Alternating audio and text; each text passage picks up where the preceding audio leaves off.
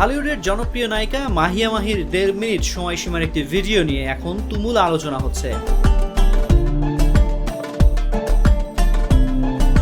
এটি নিয়ে নেতিবাচক ও ইতিবাচক দুই ধরনের মন্তব্যই করছেন তার ভক্ত অনুরাগীরা। মাহি তার নিজের সোশ্যাল মিডিয়ায় এই ভিডিওটি প্রকাশ করেছেন। ভিডিওতে দেখা যাচ্ছে শরীরচর্চার মতো তিনি কসরত করছেন, কখনো বা আবার নিজেকে আবেদনময়ী রূপে উপস্থাপন করছেন।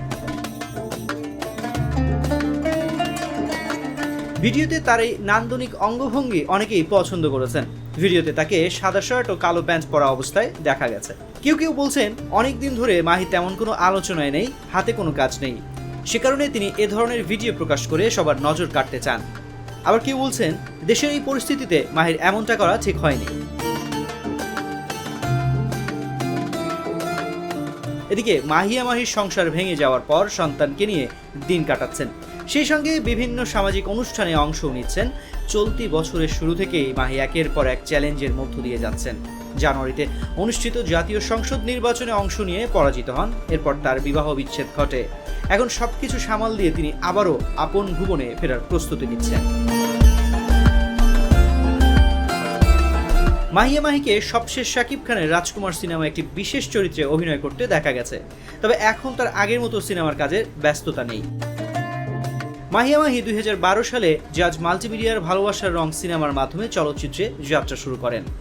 ২০১৩ সালে মাহির পরপর ৩টি সিনেমা জনপ্রিয়তা পায়। ২০১৪ সালে বেশ সাফল্যের সঙ্গেই কয়েকটি সিনেমায় তিনি অভিনয় করেন।